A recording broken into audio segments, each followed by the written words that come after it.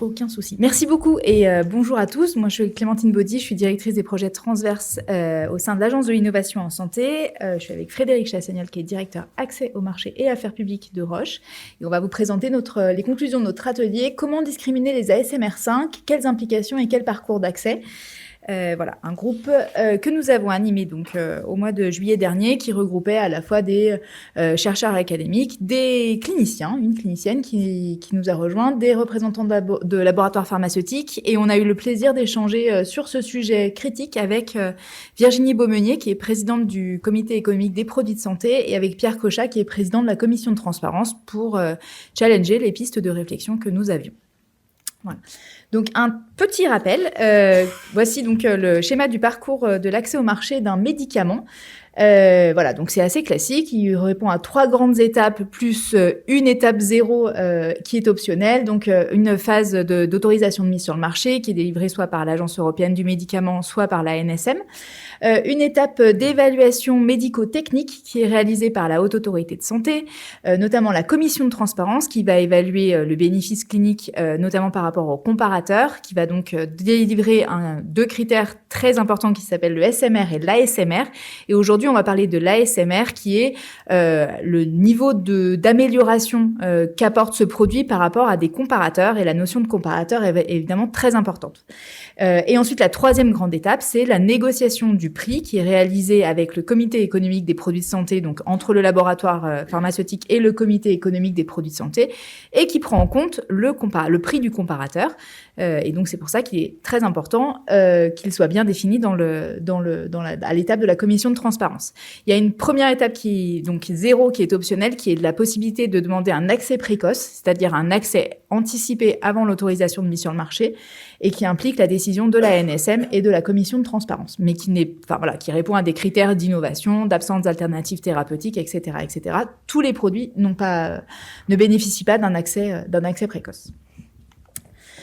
Donc, l'ASMR qui est délivré par la commission de transparence, il est noté de 1 à 5. L'ASMR 1, c'est l'innovation de rupture. On guérit quelque chose qui n'a jamais été guéri et on apporte une quantité d'effets absolument incroyable. Les ASMR 1 sont vraiment très rares, je ne surprendrai personne. Et ici, sur le graphique, vous avez la répartition entre les ASMR 1, 2, 3, donc qui sont en bleu et qui représentent 10% des ASMR délivrés pendant l'année 2024. Les ASMR 4, qui sont plutôt une amélioration incrémentale, on apporte quelque chose un petit peu plus par rapport au comparateur, donc c'est 27% des évaluations en 2024. Et les ASMR 5 représentent 56% des évaluations par la commission de transparence, c'est donc la grande majorité des cas. Voilà. Et ce qu'on a essayé de distinguer, ça représente la grande majorité des cas, mais ça recouvre aussi une grande diversité de situations, et c'est ce qu'on a essayé de catégoriser dans notre article et dans nos travaux. Alors, il y a évidemment une catégorie qui est indiscutable, c'est des produits qui n'amènent aucun bénéfice, que ce soit clinique, organisationnel, absolument rien du tout. Donc ça, ils ont un ASMR 5 qui nous paraît assez classique. Deuxième catégorie qui nous paraît assez classique, c'est les génériques et les biosimilaires. Pas de discussion, ASMR 5, c'est évident. Ensuite, on a identifié, et on pense que c'est vraiment des cas qui sont vraiment très limités, 3 autres catégories d'ASMR 5. Le premier, ce serait les data packages qui, au moment de l'évaluation, ne correspondent pas aux attentes méthodologiques de la Haute Autorité de Santé. La Haute Autorité de Santé, dans sa doctrine, a besoin de comprendre quelle est la réplicabilité de l'essai dans la vie réelle et de se dire finalement, est-ce que je peux statuer sur l'impact qu'aura mon produit dans la population et en population normale, enfin voilà, hors essai clinique.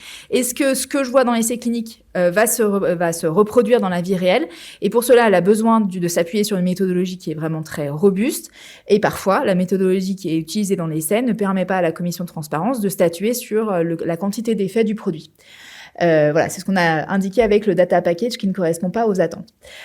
D'autres produits pour lesquels la quantité d'effets et la pertinence clinique est discutée, et ça je reviendrai là-dessus, mais voilà, sur lequel on n'est pas tout à fait au clair, et les produits qui amènent un présumé bénéfice extra-clinique sans bénéfice clinique supplémentaire, et pareil, on reviendra sur un petit peu cette explication.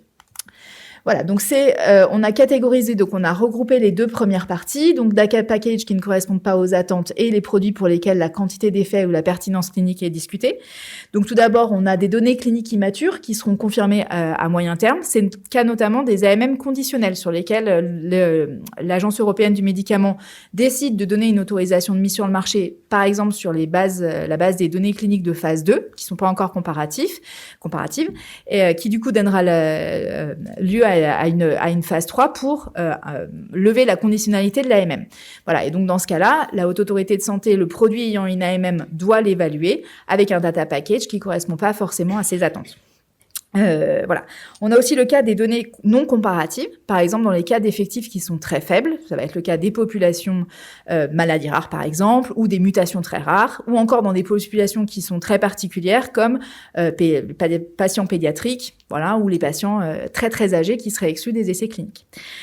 Ensuite, on a des pathologies d'évolution très lente ou à des stades qui sont très précoces. On va retrouver par exemple des pathologies comme Alzheimer sur lesquelles les laboratoires vont faire un développement clinique qui va être basé sur des biomarqueurs. Or, la Haute Autorité de Santé est assez stricte et veut voir des critères de mortalité dans le dur, on va dire. Et donc a besoin de se prononcer. On parle de maladies d'Alzheimer par exemple, Parkinson, maladies cardiovasculaires, diabète sur lesquels l'effet est vraiment très long. Voilà, et donc du coup sur ces produits, la Haute Autorité de Santé a besoin de critères de morbimortalité dans le dur. Or, les biomarqueurs peuvent être discutés, notamment sur est-ce que c'est des biomarqueurs qui sont causaux de la maladie ou qui sont consécutifs de la maladie. On a eu un grand débat avec Pierre Cochat sur ce sujet. Et enfin, lorsque la pertinence clinique est discutée, ça peut être le cas notamment quand il y a une forte variabilité intrapopulationnelle. On a des maladies rares sur lesquelles les différences d'expression de la maladie sont vraiment très différentes et la mesure de l'effet clinique est un petit peu compliquée. Ça peut être aussi le cas dans des pathologies pour lesquelles il n'y a pas eu d'innovation pendant très longtemps. Donc on a des comparateurs qui sont très vieux, on a des nouveaux produits qui arrivent, qui apportent quelque chose, mais du coup, je vous l'ai expliqué au début, le comparateur est vraiment quelque chose de très important dans la fixation du prix, et donc le point d'ancrage de la négociation de prix est vraiment trop bas pour que l'industriel puisse aboutir à une négociation qui soit réussie. Et ça, c'est vraiment quelque chose qui bloque, alors pas forcément au niveau de la commission de la transparence, mais qui va bloquer l'aval de la discussion avec le CEPS. Et ensuite, les produits qui amènent un bénéfice extra-clinique, sans bénéfice clinique supplémentaire. Donc, ça va être des produits qui vont apporter un impact organisationnel positif, une observance améliorée, etc., de la qualité de vie ou de l'impact budgétaire. Et on a notamment beaucoup discuté de l'exemple des NACO, donc des nouveaux anticoagulants oraux, qui ont évité beaucoup d'hospitalisation et de complications et pour lesquels, finalement, l'effet clinique perçu au moment de l'évaluation n'était pas aussi fort que l'impact organisationnel qu'ils ont eu en vie réelle. Donc, une fois qu'on a fait ce mapping, on a discuté de pistes de solutions. Donc, là, je vais vous présenter les solutions qu'on a évoquées au moment de l'évaluation par la Haute Autorité de Santé. Alors, pour les produits qui sont en attente de données qui bénéficient d'accès précoce, donc accès précoce, l'autorisation qui est donnée avant l'AMM. Alors là, c'est très technique, mais il y a la loi précise que les produits doivent demander un remboursement, donc passer en commission de transparence dans un délai d'1 mois après l'autorisation de mise sur le marché. Or, la plupart du temps, 1 mois après l'autorisation de mise sur le marché, ils ne bénéficient pas ils n'ont pas encore les résultats de l'excès clinique de phase 3. Et donc, il faudrait pouvoir décaler un petit peu ce timing de soumission pour avoir une évaluation qui soit sur la base des données de phase 3. Donc ça, c'était une des premières recommandations. Pour renforcer en fait la qualité des dossiers et permettre à l'Haute Autorité de Santé de se prononcer sur la qualité du data package, ce qu'on propose, c'est de renforcer les rencontres précoces, comme c'est le cas avec la Commission économique et de santé publique de la Haute Autorité de Santé. On pourrait proposer d'associer un méthodologiste obligatoirement à ces rencontres précoces, voire même faire venir quelqu'un d'extérieur, un tiers extérieur sur ces nouvelles méthodologies. Et ensuite, peut-être générer de la connaissance sur les surrogate endpoints pour pouvoir modéliser l'évolution de la maladie. Ça, c'est quelque chose qui est un développement en cours qui est intéressant sur les essais in silico, de se baser sur des surrogate endpoints et compte tenu de ce qu'on connaît de la maladie, modéliser des parcours d'évolution des patients pour pouvoir réfléchir sur quel est l'impact du produit sur le long terme. Dans le cas des pathologies rares, enfin maladies rares ou maladies émergentes, l'objectif ce serait de générer le maximum de connaissances, utiliser les données de biobanque ou les données de vie réelle, les cohortes d'histoire naturelle, les registres, etc. Et là encore, il y a des verrous réglementaires, notamment sur le consentement des patients de l'utilisation des données secondaires, qui sont à lever pour pouvoir entrer ces pratiques en routine. Et à long terme, de façon très prospective, et là on s'est un peu ouvert les chakras, ce serait de travailler sur la possibilité d'un fonds de financement, notamment pour combler les défaillances de marché sur des pathologies dans lesquelles on sait que les industriels ont une prise de risque qui est vraiment très importante. On va parler par exemple des produits d'antibiorésistance par exemple, sur lesquels voilà, on a un besoin de santé publique, mais pour l'instant les laboratoires n'y vont pas en raison de ces questions d'évaluation. Et donc, on a aussi réfléchi sur la partie, sur une possibilité que la HAS puisse sécuriser l'accès aux produits dans le cas d'un ASMR 5. Voilà, puisque on a bien vu qu'il y avait des problématiques d'accès et que potentiellement ces produits ne pas être disponibles pour les patients. Donc, la commission de transparence pourrait distinguer ces produits des autres ASMR 5 avec ce qu'on a appelé un drapeau. Son objectif serait de mettre en cohérence les comparateurs cliniquement pertinents avec la place dans la stratégie thérapeutique pour bien préciser au CEPS quels sont les comparateurs qui doivent être pris en compte dans la négociation du prix, et aussi permettre une inscription sur la liste en sus de ces produits. Alors, c'est un petit peu technique aussi, mais la liste en sus permet aux hôpitaux d'acquérir les produits et de se faire rembourser les produits. Or, il y a des critères très spécifiques d'inscription pour que les hôpitaux, sur cette liste, pour que les hôpitaux puissent se faire rembourser, et les ASMR 5 sont exclus de ce financement. Voilà, donc il y aurait une possibilité pour la Haute Autorité de Santé de dire, attention, ce produit a un ASMR 5, mais il est vraiment important qu'il puisse être disponible pour les patients. Voilà. Et après, on a aussi des questions de textes réglementaires pour les produits, le cas spécifique des produits qui sont en accès dérogatoire, en accès précoce, pour faire en sorte qu'ils puissent être disponibles pour les patients en cas d'évaluation avec une ASMR 5. Voilà. Je vais laisser la place à Frédéric. Juste sur le slide d'après. Oui, pardon. Donc, bonjour à tous. Donc là, on est à nouveau sur la situation qui est la suivante. Le produit a obtenu une SMR5, mais comme le disait Clémentine tout à l'heure, elle a obtenu une SMR5 à un instant T par la commission de transparence, et le sujet, c'est comment on peut enrichir les données ensuite dans une perspective de réévaluation. Et donc, en fait, l'idée, c'est qu'est-ce qu'on peut faire pour démontrer un bénéfice clinique dans le futur et remonter ou tenter de remonter ainsi le niveau d'amélioration du service médical rendu. Donc, sur le sujet de ce qui se passe avec la Haute Autorité de Santé, en fait, l'idée et la proposition de la table ronde, c'est de travailler donc en lien avec la Haute Autorité de Santé l'acceptabilité des nouvelles méthodologies, en fait, et des données qui complète, et je dis bien complète, les données d'essais cliniques. Donc, il ne s'agit pas de remplacer les données d'essais cliniques qui sont demandées par la commission de transparence, qui est extrêmement claire sur le niveau de gold standard, mais en revanche, dans les situations où effectivement il est impossible d'accéder à ce gold standard, par exemple sur Clémentine le spécifié tout à l'heure, des maladies rares, par exemple, des situations de pédiatrie, ou pour des raisons éthiques, on n'a pas la possibilité d'avoir tel ou tel comparateur, de se donner les moyens d'utiliser les données de vie réelles pour compléter le dossier initial, d'utiliser des données qui seraient issues de cohortes d'histoire naturelle, l'utilisation des registres, etc. Et donc, en fait, on recommande de travailler ensemble avec l'HAS pour trouver et accepter sur en fait, qu'est-ce qui est acceptable comme méthode de démonstration supplémentaire. L'autre sujet, c'est que dans ce contexte-là, il faudrait que la commission de la transparence, notamment, soit en capacité de réévaluer dans un temps relativement court, en fait, ces réévaluations qui donc amèneraient des données supplémentaires.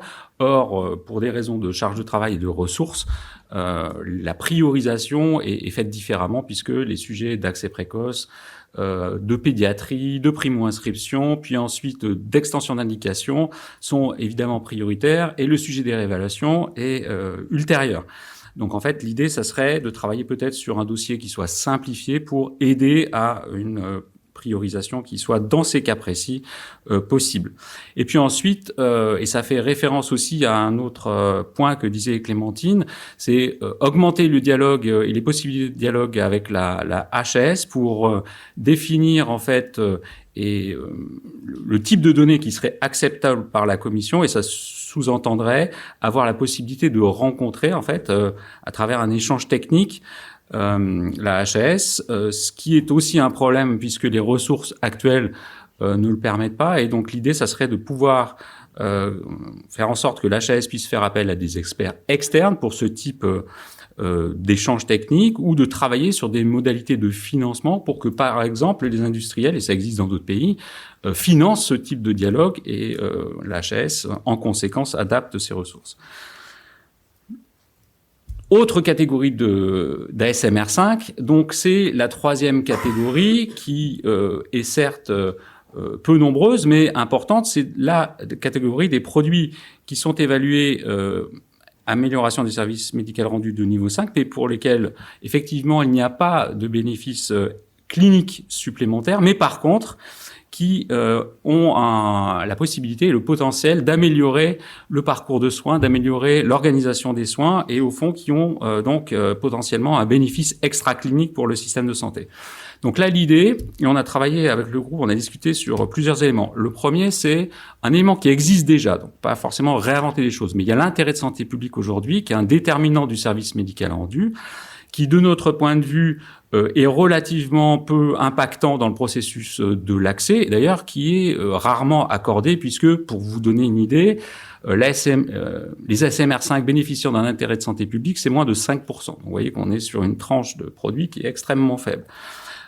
En revanche, on sait très bien que l'impact de l'intérêt de santé publique, en fait, il est relativement faible dans le processus d'accès, que ce soit dans les critères de décision de remboursement ou de détermination du prix. Donc l'idée, ça serait déjà de travailler sur les modalités de l'intérêt de santé publique et sur ces critères. Les laboratoires ont des difficultés d'atteindre le niveau de méthodologie et de démonstration, par exemple, d'impact organisationnel dans les standards de l'HAS. Donc on pourrait travailler sur les modalités, sur ces conditions, cette critériologie au fond. Ça serait de faire aussi peut-être une autre proposition, un critère distinct, c'est-à-dire que l'ISP est aujourd'hui au sein du SMR, mais pour le renforcer, lui donner un impact supplémentaire, pourquoi ne pas en faire un critère différent, en fait un critère distinct du service médical rendu et l'amélioration du service médical rendu. Pour le CEPS, donc en aval, utiliser l'ISP pour la négociation de prix, et puis aussi pour le ministère, utiliser par exemple l'intérêt de santé publique comme critère supplémentaire pour décider ou pas de l'inscription sur la liste en sus, ce qui permettrait aussi de sortir d'impasse de prise en charge pour les hôpitaux et donc d'accès pour les patients dans certaines situations d'ASMR5.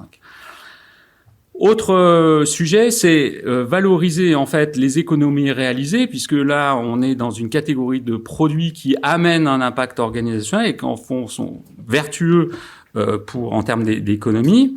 Et l'idée, ça serait d'élargir en fait le sujet de l'article, donc je vais rentrer dans la technique, mais du Code de la Sécurité sociale, le fameux article 163.5 qui précise que sont prises en charge par la collectivité uniquement les ASMR5 qui génèrent une économie dans l'enveloppe du médicament.